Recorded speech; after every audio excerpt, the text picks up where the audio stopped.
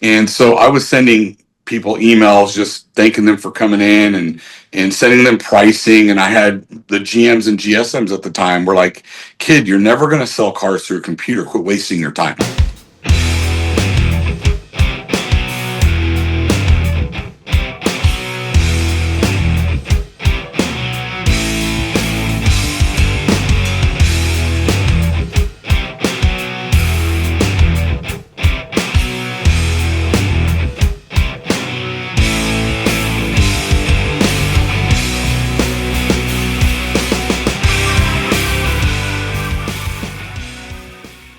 Hello, everybody. Welcome to episode 3 of Moving Metal, and I'm really excited to welcome Texas Car Guy to our episode today. Thank you for being here, Anthony. Absolutely. Thank you for having me. Appreciate it. I'm stoked to talk to you. Tell us about yourself. Well, my name is Anthony Rich, also known as Texas Car Guy. I've been in the industry for 28 years. I'm a general manager of a Hyundai store in North Texas. Started off selling cars, washing cars, sat in the sales manager chair, finance, special finance, you name it, I've done it. Everything other than the fixed operation side of the business. And so I've been doing this for a long time. Got this strong passion for social media and marketing myself in our dealership, and it's just grown into something that's amazing. So meeting a lot of people through the automotive community and social media. And so, yeah, and then here we are, filming a podcast. So. And that's how I found you, was Yeah. social media, because of course social media is really important to us as well. Yeah. And that's how I found you, and I like your content, and I just wanted to, chit chat with you here today on the Yeah. podcast. Yeah. No, I So, appreciate it for sure. well, love having you. So tell me, I'm kind of deviating from my original questions, but I'm That's curious, okay. social media is a big part of your business. Yeah, it's interesting. I would say 7, 8 months ago, it really wasn't. Right. I personally was on there, and what started this whole thing, and I've shared the story several times, but I'll share it here to your followers, is I was driving to work about 7, 8 months ago, just kind of thinking of how I got in the industry, how I started, how this all came about. And I remember when I was 20, 21 years old, young salesperson at the time, this thing called email came out. I don't know if you remember that. Oh, yeah.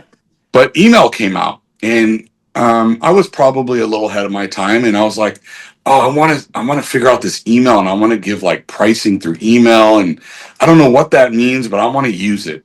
And so I was sending people emails, just thanking them for coming in and sending them pricing, and I had the GMs and GSMs at the time were like, "Kid, you're never going to sell cars through a computer. Quit wasting your time."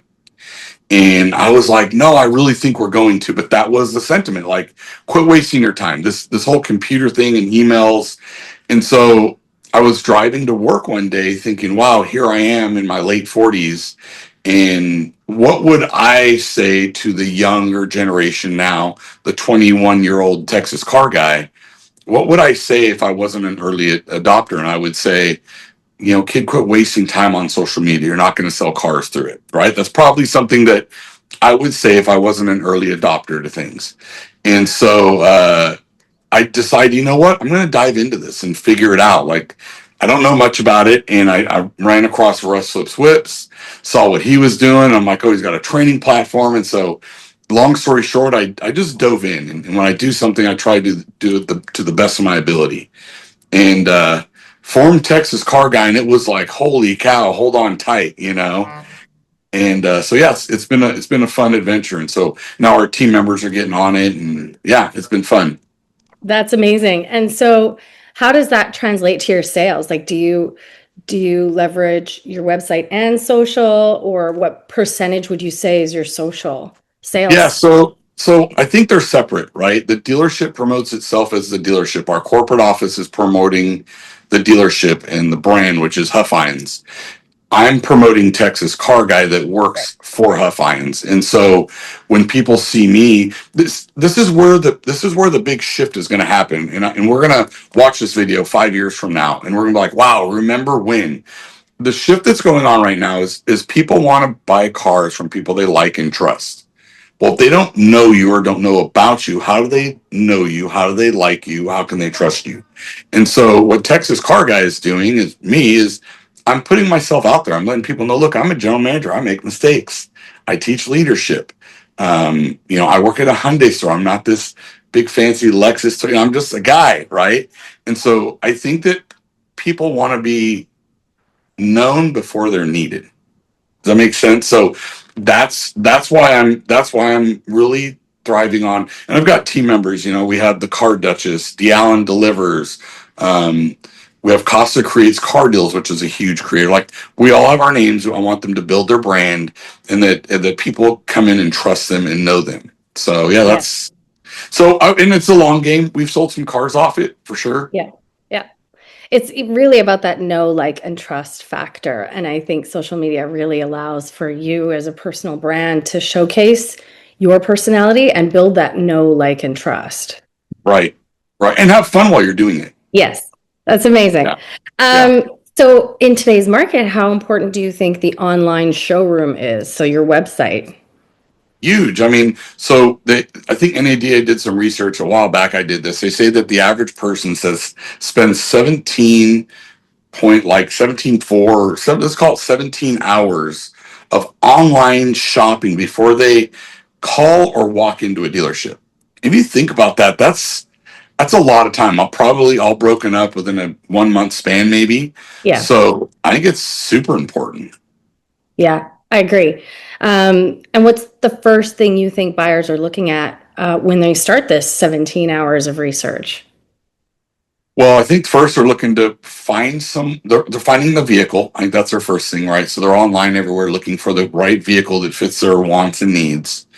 From there, I think it goes pricing. They're going to shop pricing everywhere.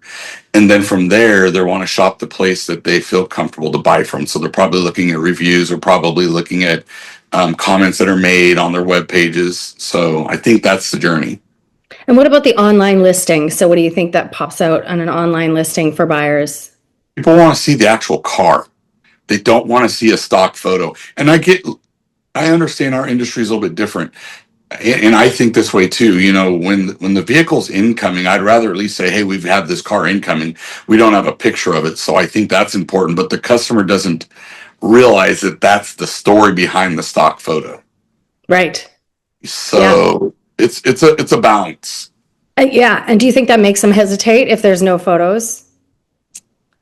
Probably question. I mean, hesitate, question. Yeah, I think some of that vibe for sure. Yeah. And what makes you feel confident in your website?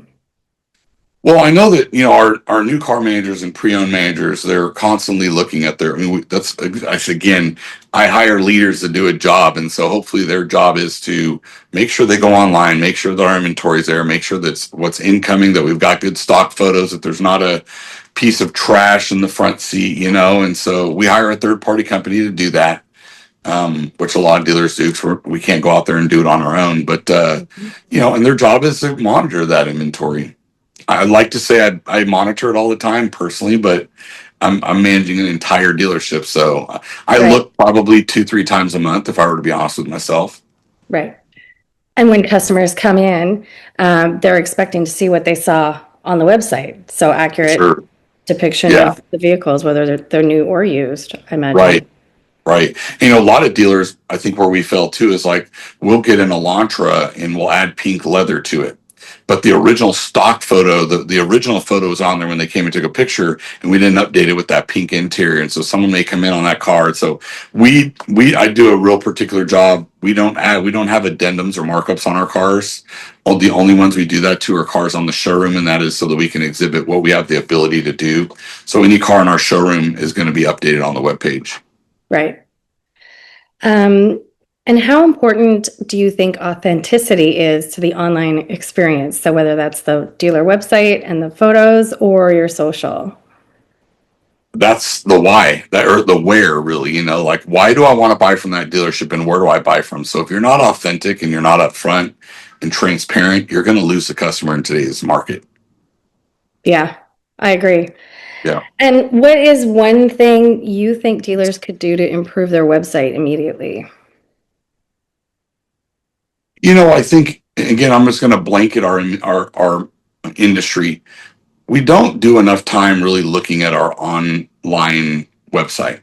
We don't. I mean, I looked at it last month and we had employees on our About Us page that had been gone for 2 or 3 months. Mhm. Shame on me also, but like as a department head, you should be looking at that.